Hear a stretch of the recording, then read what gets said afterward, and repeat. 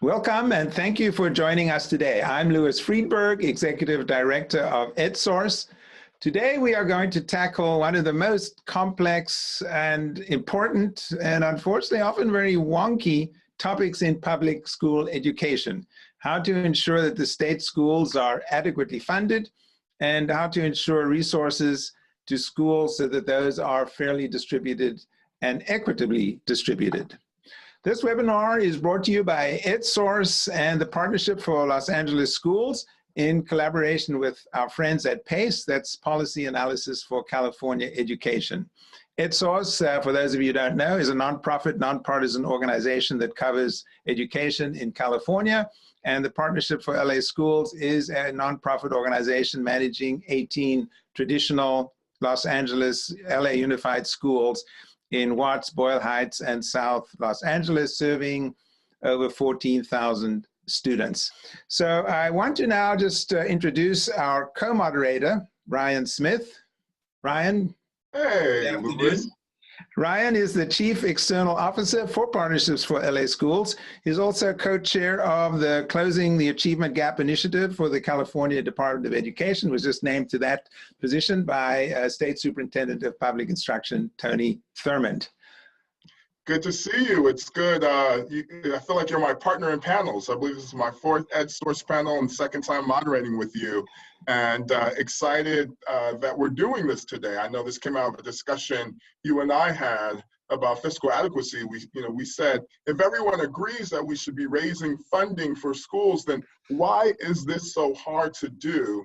And how does this dovetail into the conversation we've been having around fiscal equity issues? So it's great to get such an esteemed panel of researchers, advocates, practitioners who can really delve into this, particularly because we're talking about Measure E here in Los Angeles, and we're talking about the School and Communities First Funding Act, which just made the November ballot, which is referencing a split roll. So excited to delve in.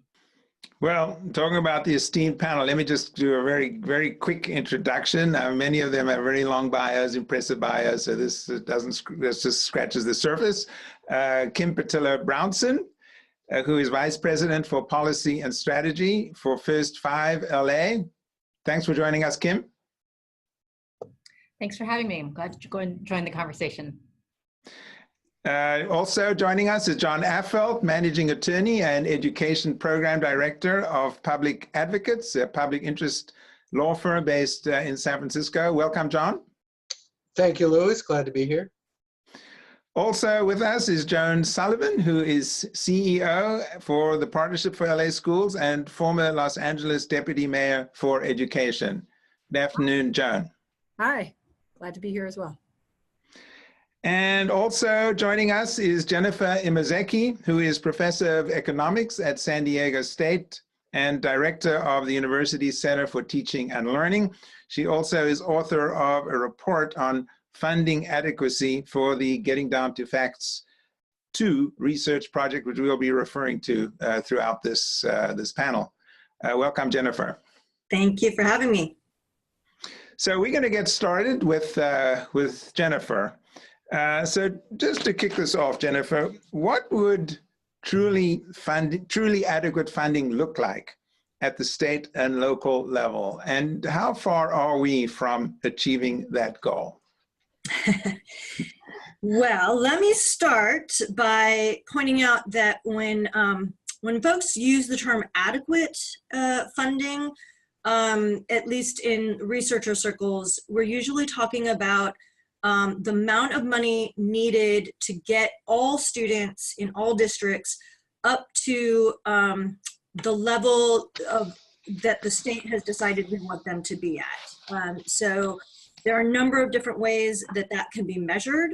The recent Getting Down to Facts project had one study in particular that used a professional judgment approach that basically what they do is they convene panels of educators and ask them for their expert opinion on sort of what would a ideal school or district look like, and they get an idea of kind of what resources will be needed, how many teachers, how many aides, how many other adults, what kinds of programming, and then they cost that out.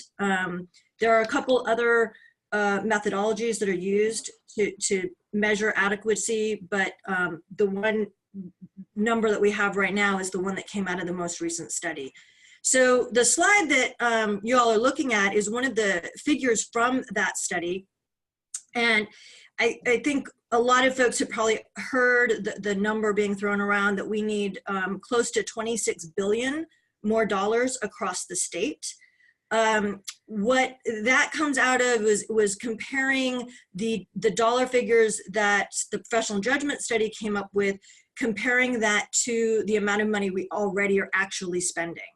So the $26 billion number that gets thrown around a lot is big, but I think what's also really important to point out is how that's distributed across districts. And so this figure here shows the gap between adequate and actual funding for different groupings of poverty. So the four, putting all districts in by their free and reduced price lunch percentage into 4 groupings. And as you can see from this particular picture, the gaps are a lot bigger in the higher poverty districts. So it's true that across the board, there's gaps in most districts, but those gaps are bigger in the poorer districts. And I want to say that something like 2/3, maybe I think was the number, something around 60-something% of the gap of that 26 billion would need to go to the districts in the 2 highest quartiles there. So I mean, the straightforward answer to your question, Louis, is that's how much more money we need and sort of where it needs to go. And I just to observe that's 46% gap there for the lowest income schools is pretty stunning. Yeah. And if Andrew, if you could go to the next slide, I also wanted to point out that the implication of that gap, my study didn't so much try to identify that number the way the professional judgment study did, but my study in the Getting Down to Facts report did try and look at how we compare to other states. And so this table gives you an idea of what that gap really means in terms of what's happening on the ground. So we have a lot fewer adults in our schools than in other states. And that's partly because of the amount of money we're spending, but also the fact that costs are higher here. So these numbers are already somewhat adjusted for costs. But I primarily focused on other states that are large and have diverse populations similar to California's, like Texas and New York. And you can see from this that we are, we are just woefully behind other states. There were other studies in the Getting Down to Facts project that looked at things like counselors and sort of health services in our schools and how far behind we are with that. So it's not just instructional teachers as well. I have a quick question for you. In a recent commentary around California needing a new master plan, you discussed ways to address the revenue issues. So what are some of the ways in which California can increase revenues for schools? I think we're going to go to John for that. Yeah. Yes, John. You take, yeah. Okay. Well, there are a number of initiatives and ideas that have been kicking around Sacramento, and I've collected them and aggregated them in a op-ed that I did for EdSource back in the fall, and this sort of organizes them. The big elephant in the room is Prop 13. We were funded at about the 7th best per pupil funding level in the nation in the pre-Prop 13, and the year after Prop 13 fell to 14th, and have been in free fall ever since. Well, at least until Prop 98 kind of put the stopper in the bathtub and stopped the leaking, but we've kept basically bouncing around the bottom between 45th, 50th. we might be in the low 40s now. And so it's not surprising that a lot of the attention on how we could get more funding into our school system looks at ways to adjust Prop 13 now that we've been living with it since the 1970s and seen its restrictions, severe restrictions on school funding and some of its inequities. When we started, or pre-Prop 13, corporate commercial taxes rather were paying about 60%, I believe, of the overall property tax revenue, and residential was paying 40%, and that number has flipped since then.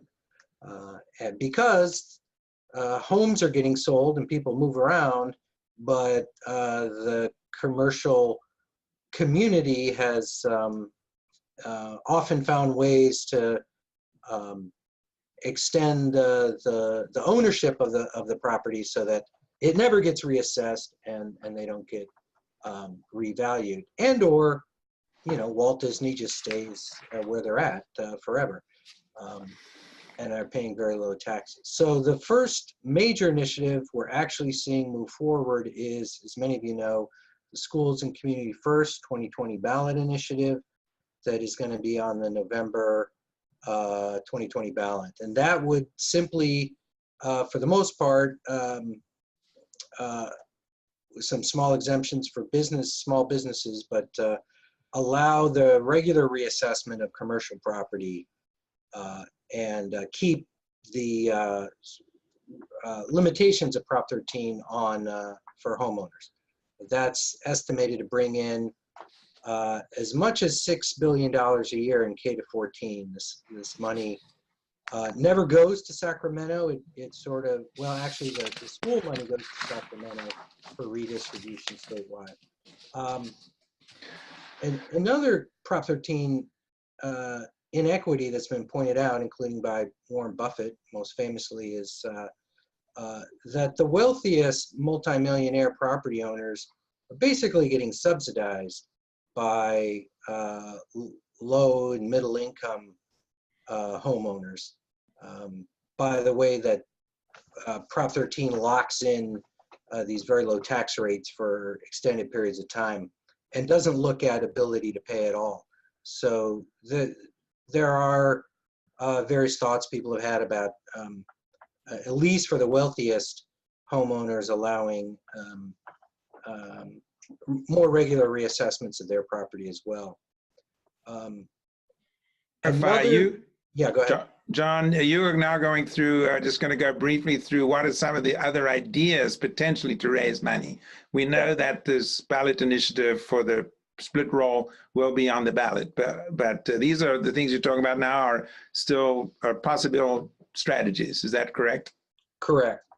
And a big strategy that probably is part of the solution somehow is an ability to increase local revenue, allowing local school boards or counties to raise revenue in significant ways. And the research does indicate people are more likely to vote for a local school tax increase than a statewide one.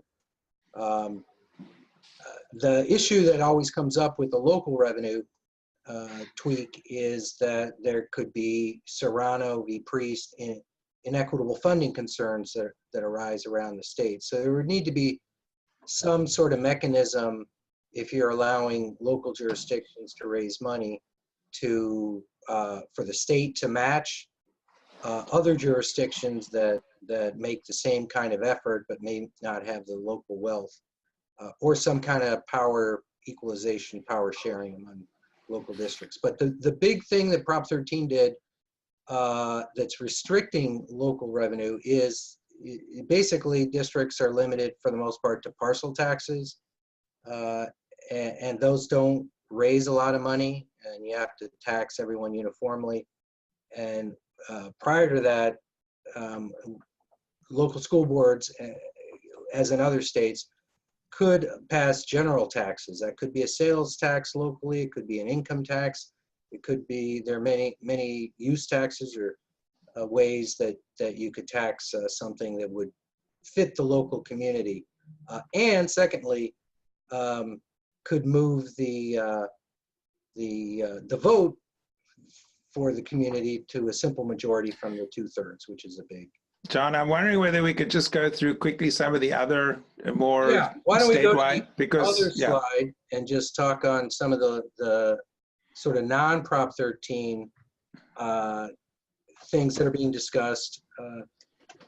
California, 80% of our economy is services, personal services of one or another, but we've mostly got a income tax, sales tax base. So there are proposals to start taxing personal services like the services lawyers provide or other professionals, and probably usually with those reduce the reliance on sales tax. But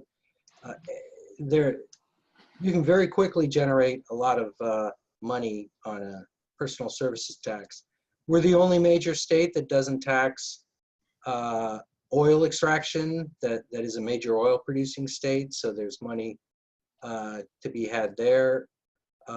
There's both ways to, California stopped collecting an estate tax in the 2000s.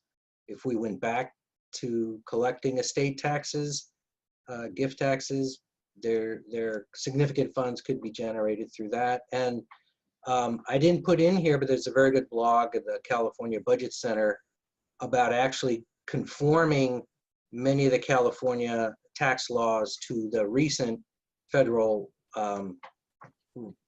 Tax Reform Act, which actually closed some loopholes on corporate taxes that could also generate about $1 billion or more for public education.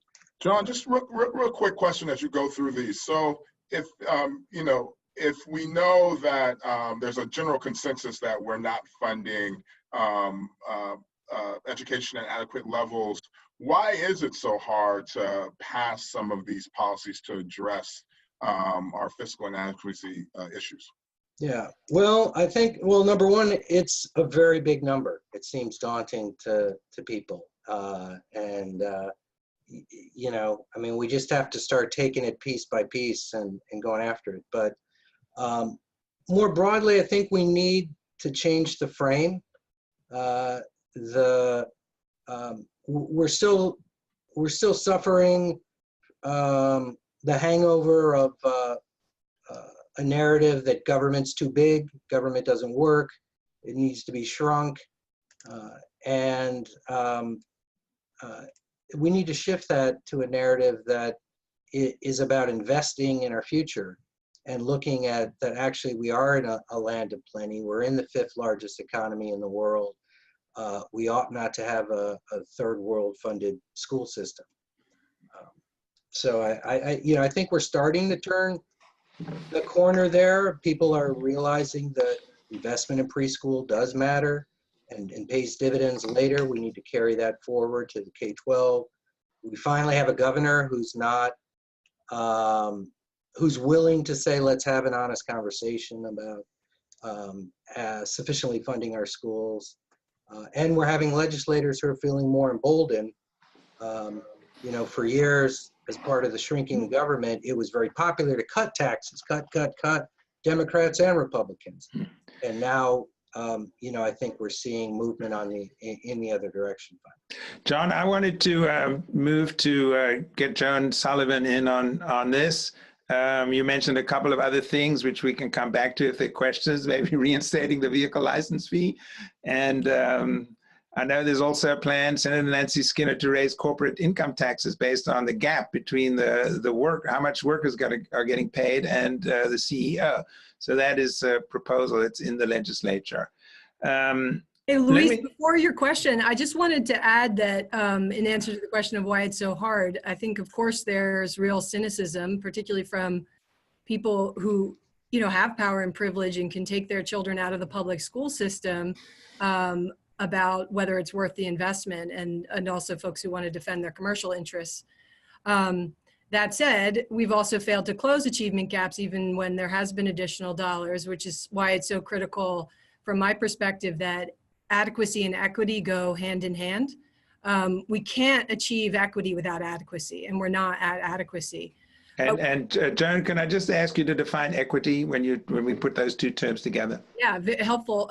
So from our perspective, it's a question of investing the dollars where the need is greatest. And even within districts like LAUSD, where you have 80% of the students plus who are free and reduced lunch, there are huge distinctions in need even within that system. And if we're not thinking about how to measure that need and how to direct dollars according to that need, we're not going to close the achievement gap. So we need to increase funding and change the systems that perpetuate the inequity. And it should also be said that this will require us to go beyond funding equity. We need to increase equity in staffing, leadership, curriculum, enrollment, among other areas. And so when I think about equity, I don't just think about funding. That's certainly one of the things that comes to mind first. But we have to go beyond that if we're going to ensure that our kids get equal access to opportunity and a quality education. I do just have to ask you before we go to Kim Petillo-Brownson, as Governor Newsom pointed out in his May revision, probably when the governor's budget in January, California is actually spending more money on schools than maybe ever, perhaps up to 45% of the general fund. And the amount of money per student has gone up in recent years. So on the one level, we're spending records amounts, but on another level, what we're hearing from Jennifer and others is that is not enough. So what do you say to people who say, well, we're already spending such a big chunk of the state budget on education? Well, I do think it's the role I'd like to play is to help us bring it down to the sort of school level and sort of say what this looks like when we're talking about actual schools. And the issues of inadequate funding mean that most schools are stuck making impossible decisions about whether or not to hire a social worker to meet the social emotional needs of kids experiencing high levels of trauma, or a nurse, or an assistant principal, or in some cases, not having the funds to do any of the above. And the partnership lives this reality daily. We're not a charter organization. We're sort of one of the first and largest in-district school transformation organizations, and we partner, as you said, to manage 18 schools in LAUSD's most under-resourced communities, with everything we do focused on school transformation, closing achievement and opportunity gaps. And what we see is that overall adequacy issues have a significant impact on the school's ability to meet the needs of its students. And partly to answer your question, in LA Unified, 55% of the overall allocation is actually making it to the school sites. And the unfortunate truth here is that this just further burdens teachers and other staff. So for example, when there are no social workers at a school site, the teacher becomes not only the instructor, but the counselor. Or when there's no nurse at a school site, the front office staff not only has to manage their workload, but also address the medical needs of the students. It also means that you can't resource time for teachers who are already taxed in all these other ways to plan together, to explore data, to implement intervention strategies. I will also say that we have seen that what can happen when schools do receive additional funding. So for example, Santee is a high school in South LA in our network that has about 2,000 kids, and it's among 50 schools that have received additional funding for 3 years through the settlement of a lawsuit around of the district around how LCFF dollars were allocated. And as a result of that additional infusion of dollars, they've been able to bring a full team of social workers, or a team of 2 psychiatric social workers and a restorative justice coordinator to help reduce suspensions dramatically, and they're now at 0.2%. Santee has also used those resources to hire additional teachers to free up more time for planning and coaching. This results in teachers carrying a slightly smaller course load, but also engaging more deeply in student data, targeting their professional development. And so you have a school that was the lowest performing in LAUSD that now has 70% of the students reading at grade level in ELA, which is above district and state averages. So I think it's possible for us to affect real change with an infusion of dollars, but this supplemental funding is going to go away. And what happens then? So without any new funding streams, the school will need to cut about $2 million. And this I think underscores the need, not just for an additional fusion of resources, but for sustained, consistent investments, especially for our high need schools. So I'd say we need a long-term fix that starts with adequacy at the state level and prioritizes equity in how the district distributes those funds locally. And the other thing I just want to come back to, and I think we should be really clear about, is equity must go beyond funding. We need to increase equity in these other areas like staffing and enrollment.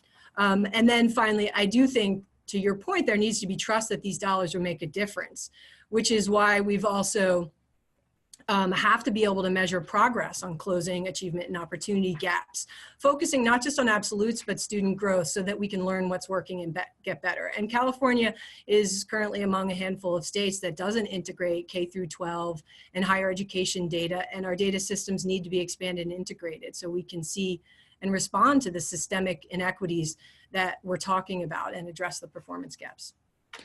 I think that's actually a good segue to Kim to talk about what's happening locally. So we've just heard Joan talk about what this means at the school site level, but we know that there's a lot of advocacy happening up and down the state to address increasing revenue for schools, including here in Los Angeles around Measure EE. So Kim, I wanted to ask you to tell me what's happening in Los Angeles around Measure EE, and what is the experience of local communities to advocate for fiscal adequacy and equitable distribution of resource issues from your standpoint, and all the work you've done around the Student Equity Needs Index as well? Brian, so in January, Los Angeles actually kicked off what became the first of 3 very large sets of strikes around the state. So as the strikes happened in January, I think it touched off a very robust conversation here in Los Angeles about whether we have enough resources for kids to actually get a quality education, and for teachers and administrators and parents to actually participate in that. And it brought a lot of new focus, I think, to the conversation around class size, around counselors and nurses, minutes ago. And all of the other supports that are necessary for children to thrive. And it also brought into the conversation around early learning, which is my area of focus. All of these are obviously programs that require additional funding. And I think that provoked a conversation in the broader public about how are we going to pay for this? And so there's already been attention around the idea that Sacramento has been increasing funding, and we have seen the local funding rise, not to the levels of Connecticut or New York or New Jersey or other peer level states in terms of GDP, but we have seen rises. And the question, I think,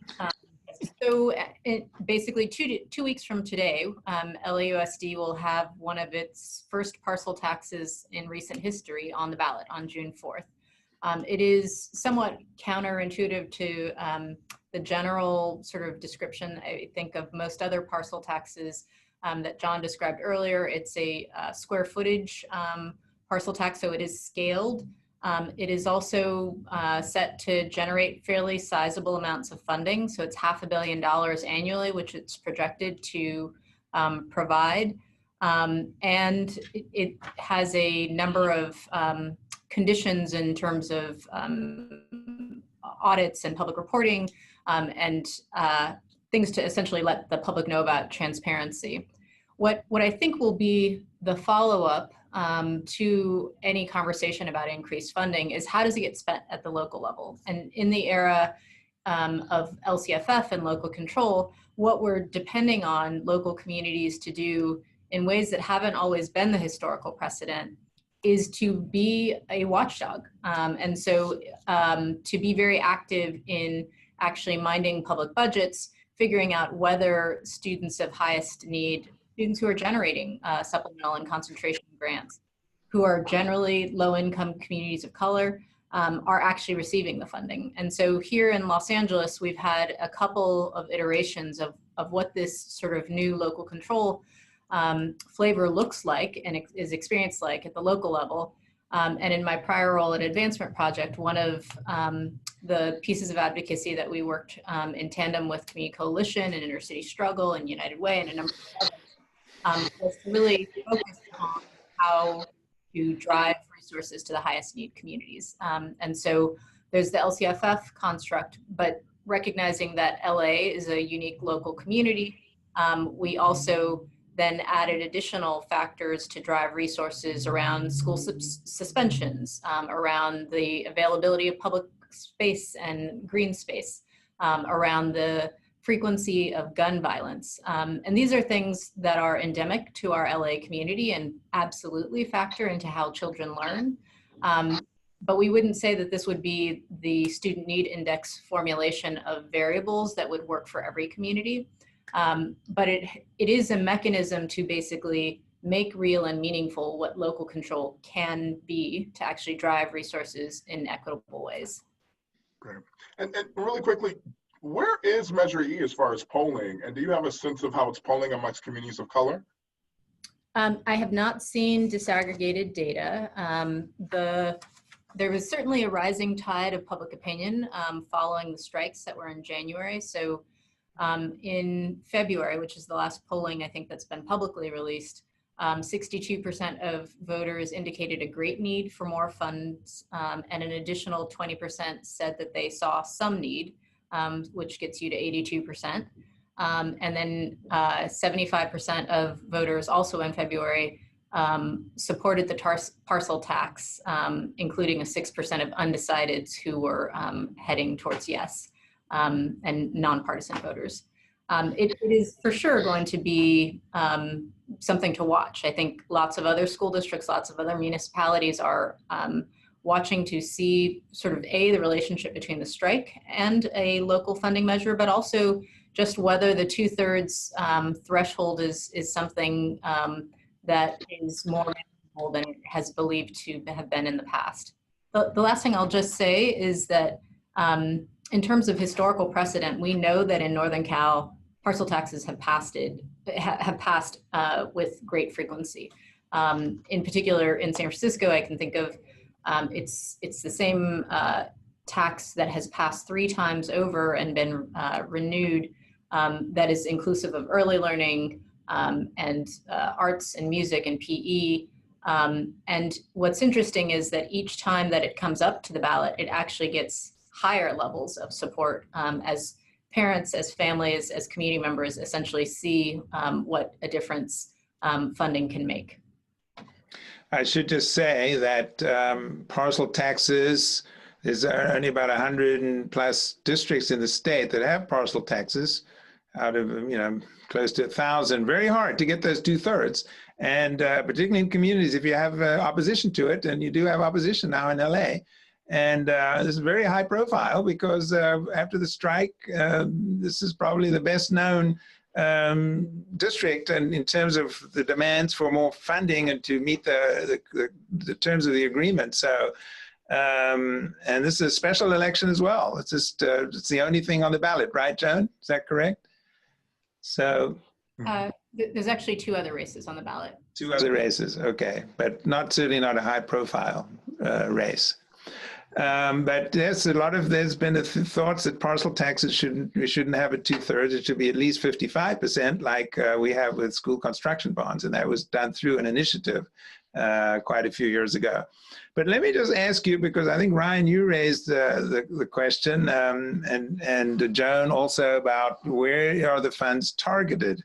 But just would like to just go around the panel really quickly and ask you about what would you choose as the top budget items that a large district, a small district for that matter, should spend its money on to close equity gaps.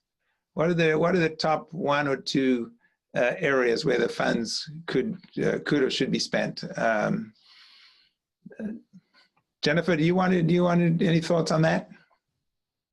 Well, I'm not sure if this is what you were asking, but I do want to point out that one of the sort of overall themes and findings that came out of the Getting Down to Facts project was that a lot of our gaps already exist when kids start kindergarten, right? And so thinking about closing those gaps is going to be very difficult if we aren't focused on early education and what's happening when kids start in the K-12 system. So I realize that's a little outside Yeah. of what you're No, but well, you're pointing to Sean Reardon's work, which showed that actually students, by the time they get to kindergarten, are further behind. The gap in California is further behind than in many states or the national average. But okay, early ed, Joan Solomon.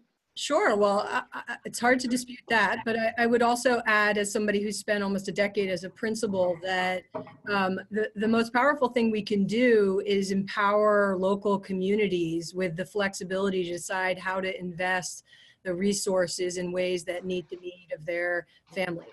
And you know, I think it's really important to think about the fact that in LA Unified, you have principals who have control over maybe 15% of their budget. Everything else is pre-baked. And what you want is principals who are leaders, along with the teacher leaders on campus and the staff, to to be in a position to make decisions about how to innovate in ways that really meet the needs of their distinct community. In Chicago, principals control about 80% of their budget. So when you think about that contrast, it's just important to note that empowerment of local communities is important. The other thing I would say that's more specific than that is, you know, interestingly, the parcel tax in LA will amount to about $700 a student above and beyond what's currently available, which is about what we spend through philanthropic dollars above and beyond what is currently available. And our bet is that in order to have sustainable change, you invest in building capacity among the adults who surround our children. So to really invest in the capacity of school leaders, teacher leaders, parent leaders, and community partners is the way to affect transformational change at scale. And just to build on that, you know, it's Assemblymember Shirley Weber would say, you know, when we had a lot of money, achievement gaps existed, and when we didn't have a lot of money, achievement gaps existed, and boom and bust. So, you know, Kim, like, what do you think, if you had that one priority that you think would move the needle on equity gaps, the stubborn equity gaps in the state, what would your investment be? I think I have an idea what you might say, but would love to hear. I'm going to co-sign with Jennifer and double down on early foundations. Stop the achievement gap before it actually starts. We don't have to get caught in the cycle of perpetual remedial work, right? Then our work is about actually ensuring that kids are hitting the marks that they need to throughout their career, rather than actually doing the repair work that we know we can prevent, and that we have seen other states actually do a much better job on preventing. On the same prevention frame, I would also actually lift up early intervention and special education. One of the very large drivers of costs for school districts that we hear about a lot is special education. And what we also know is that when especially poor children are exposed to early learning environments and also get the benefit of early interventions and early developmental screens, that if they get services earlier, they don't actually stay in special ed classrooms for the whole of their K-12 career. And so what we know is that if you're in a special ed classroom for 12 years, it is essentially twice the cost of traditional education. And what we saw in a place like North Carolina, which is complicated for a number of other reasons, but when they rolled out their targeted universalism for 4-year-olds for all low income, what they found was that their special ed diagnosis rate plummeted by almost 30%. And that is both good for families and for kids who are actually struggling to do well in school and just have systems understand the difference between what it means to be poor and maybe not as exposed to arts and music and mommy and me classes versus someone who actually needs special ed, and being able to aid school districts to distinguish and actually target the services where they're needed is good for families and is also good for budgets. I did want to give John Affelt a quick minute to, what is your top priority, where the funds should be spent? Putting my former school board member hat on, you know, I'm just struck by the fact that we are 50th out of 50 states in terms of adults to kids. That starts with teachers, it goes through the ratio, you mean? Yeah, the ratio. We just don't have enough adults in the system to deliver the product.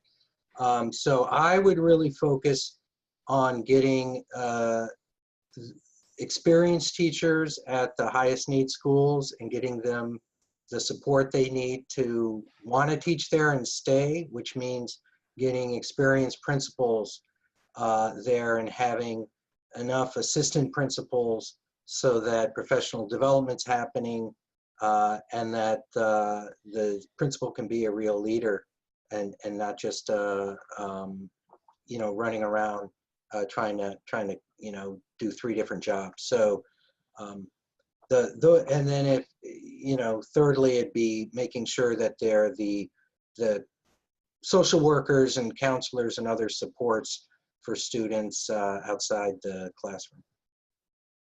So I think that actually serves as a good opportunity for a question that's rolling around my head. So we've been talking about polling, we've been talking about public opinion around this issue. So I'm going to ask the elephant in the room question. A lot of people in the public say, hey, well, isn't this money going to get tied up in pensions and healthcare costs?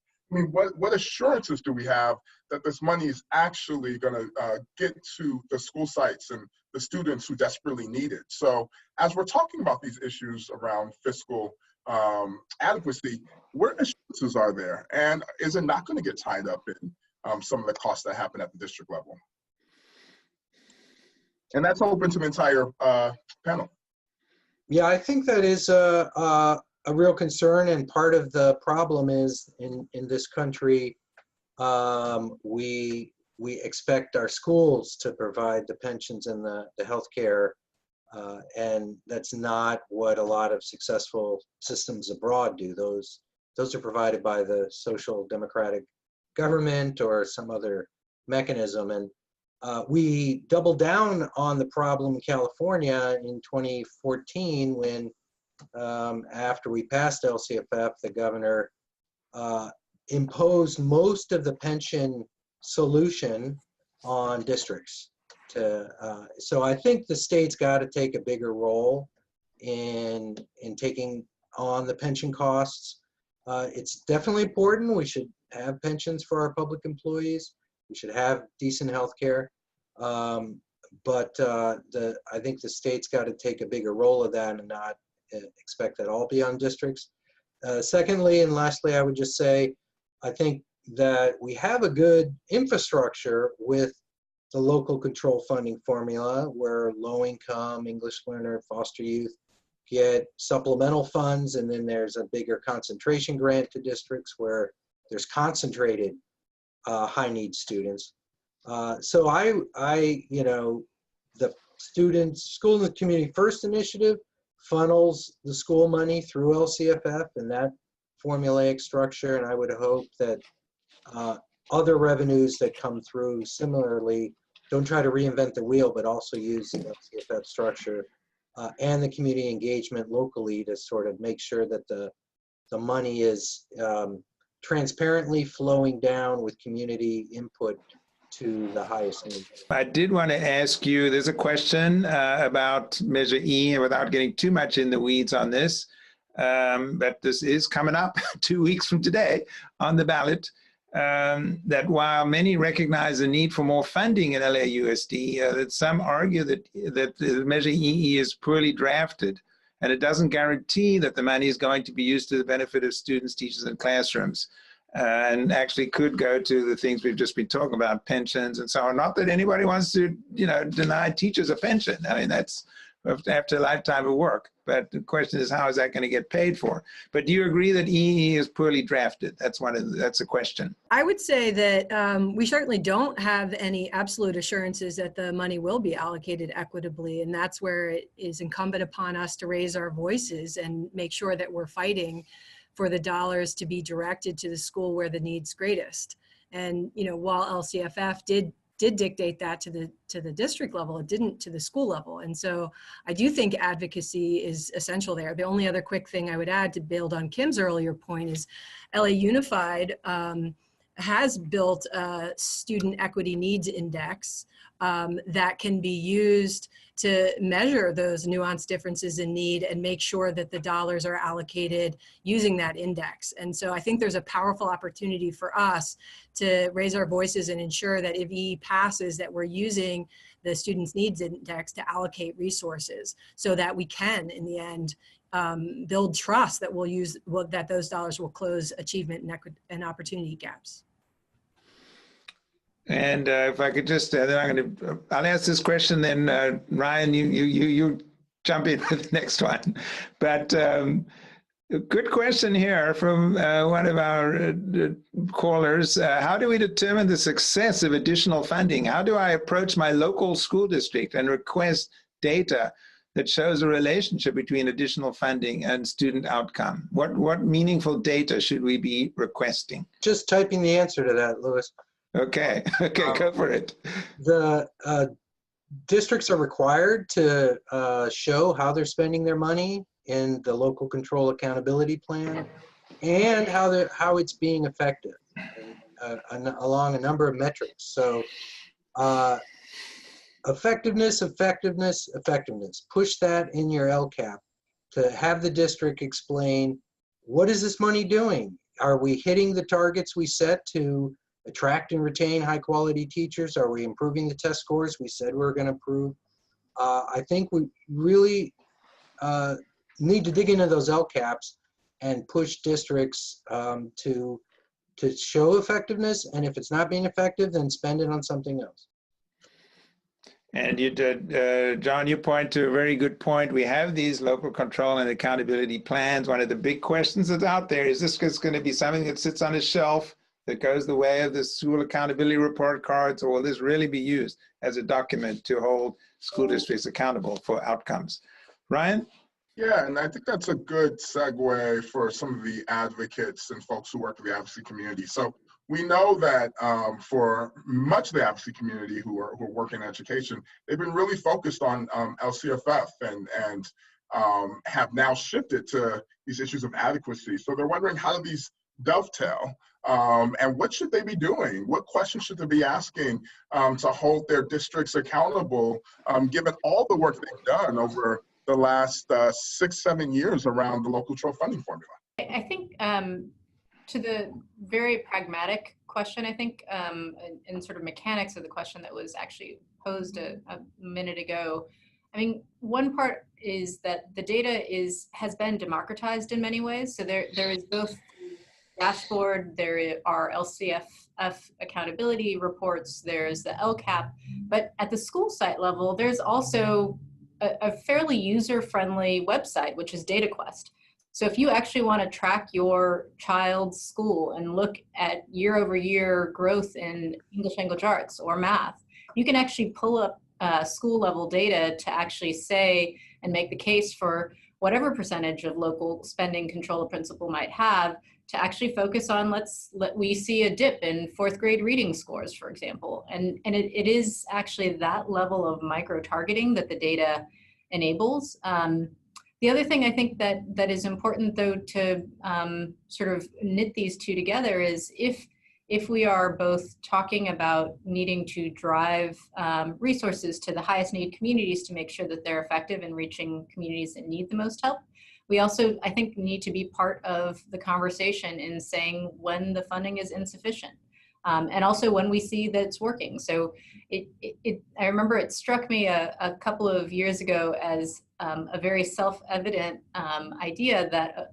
funding is not totally enough to drive outcomes, but it is absolutely necessary, though not sufficient. But a researcher out of Stanford, I think Rucker Johnson, and an LPI researcher, Sean Tanner, actually quantified for every $1,000 of new LCFF directed funding, they saw an increase in high school graduation rates. They saw about a 6% increase in SBAC scores in math.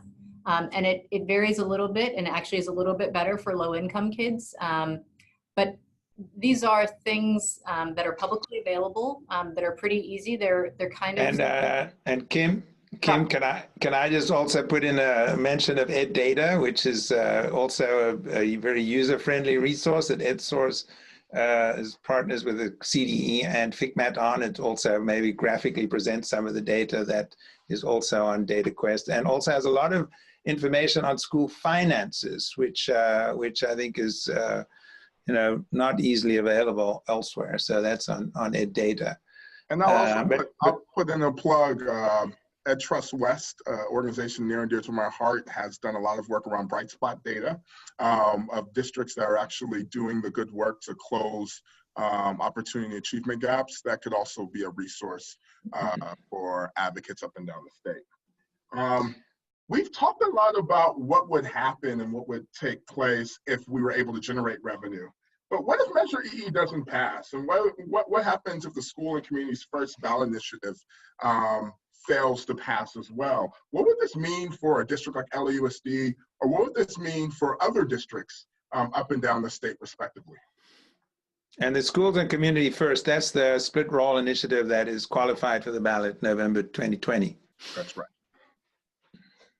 Well, I'll offer that the choices become harder, right? In particular, the choice to pursue equity becomes really, really difficult. We know that without additional funding, cuts will be necessary, and making budget cuts with equity in mind is possible, but it's really hard because, among other reasons, more privileged communities that benefit from the current system, which doesn't yet prioritize fully equity, will fight hard to maintain their privilege.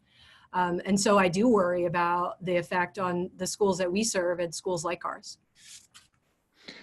Quick question. I'm just going to ask Jennifer Imazeki about these numbers on adequacy. And I know this comes up a lot. I've never been able to figure it out. But what are other funds, like if the privately raised funds that parents raise, and obviously certain districts can raise more than others, are those all included in the amount of funding? Or does it really depend? So anything that is not state revenue or governmental revenue from either state, local, or federal governments typically are not included in those kinds of analyses. So like the comparison of the adequate amount versus the actual there is based on governmental revenue and not any private contributions or things like that on top of it. Mm-hmm.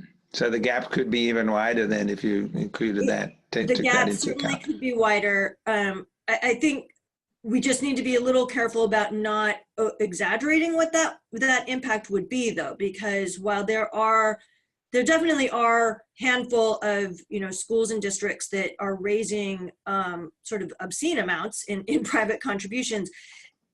In general, those contributions tend to be a pretty small drop in the bucket compared to the rest of the revenue that a district is getting.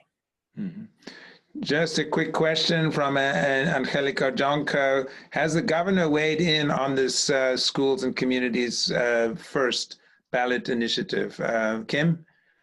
That's the 2021 split roll. Kim? Not to my knowledge. I don't think he has. Another really important question. This hasn't come up. Special ed. Question from Kristen Brown. Is there a plan to create a local control funding formula format for special ed, since special ed was overlooked, was not included as one of the target categories when the local control and accountability plan was included? Jennifer, you were nodding your head? I was nodding my head to put that it was not, special ed was not included with LCFF. And one of the things I was thinking during some earlier comments was that while we think about, what might happen if these things don't pass and if we don't get more revenue, there are a lot of costs that still have to be paid. And a lot of them are outside LCFF. So the pensions and special ed are encroaching on LCFF funding. So one of the consequences of not being able to pass additional taxes or raise additional revenue is that not only, as Jen pointed out, the choices get harder, but there are certain costs that are going to start taking money away from the classroom. So it's not just about assuring that any new money goes to the classroom, but it's also about kind of making that new money will make sure money doesn't get taken away. Yeah, and of course, my mentor, Katie Haycock, once said the biggest threat to equity are things like pension liabilities that actually do take away from the equity initiatives that we're trying to actually implement. So that resonates, absolutely. And of course, special ed is takes a big bite out of school districts' budget. Again, the kids need these services. So who want to deny kids these services? But that relates to equity issues, and we know that there's a higher percentage of kids with special needs in low-income districts. We just have time for I think one more question. Ryan, you want to jump in? Yeah, it's the question I usually ask at the end of a really engaging panel. What did we miss? What should we have asked you? What do you want to leave the audience with? Another hour for that. As succinct as possible. What did we miss? What's the one thing we missed that we should have talked about?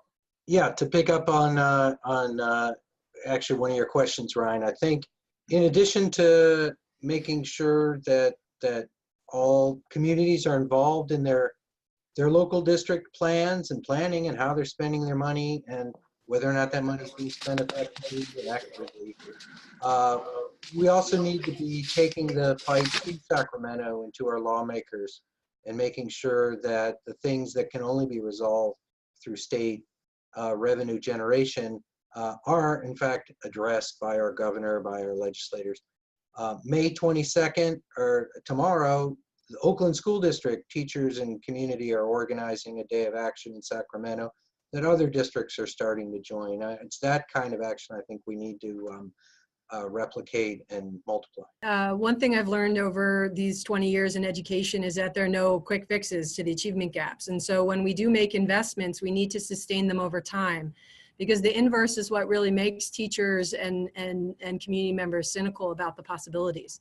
So I would just say maintain our focus, and then I would reiterate the point that equity isn't just about funding, it's also about other vital levers like how we staff our schools, how schools are enrolled, a leadership curriculum. So yeah, I would just end with those two thoughts. I want to echo what Joan just said. I think that education in general and in California in particular is such a complicated, complex thing, and all of these different pieces interact in various ways that every conversation I have about funding is also a conversation about equity and about teachers and about all of these things. And so trying to think about all of it together can be a little overwhelming, but it's important to keep the big picture, I think, in mind as we focus in on individual pieces. Two thoughts. One is just, I think the conversation that we are sort of just nearing is the importance of state and local partnerships in ways that have not always been the California model. I think it was really exciting to hear then candidate Newsom talk about his past work at San Francisco, which is the city and the county and the school district, and they have the benefit of being all united, but of public-public partnerships and thinking about how to have a local and state game plan. And then the last thing I'll just say, I think, is that regardless of what happens with June 4th or a number of other legislative vehicles, equity is not an amenity. It's not an afterthought when we can in times of great economy. It is the future of our state. It is 1 in 5 kids throughout California who live in poverty. We are a majority minority state. This is our future. This is our kids, and we have to get it right. It's not a optional get right. It's what must be done. Well, I just want to thank all the panelists, Kim Padilla-Brownson, Jennifer Mazeki, Joan Sullivan, John Affelt, my fellow moderator. We're doing it as at a distance. Really important discussion. I did want to tell you that EdSource will be releasing shortly a new data tool that will allow you to look at your own district and to see where you fall on the adequacy actual funding gap, how much money would be needed in your district to get it up to an adequate level. And we'll send you all an email when that is available. And of course, for those of you who want to follow our reporting on this issue, please sign up for our daily email newsletter at edsource.org. Ryan, do you want to just close it out? Really quickly, to build on Kim's point, this panel seems like a great local and state partnership. So thank you, panelists, for giving your perspectives on what's happening regionally and at the state level, and looking forward to continuing the conversation.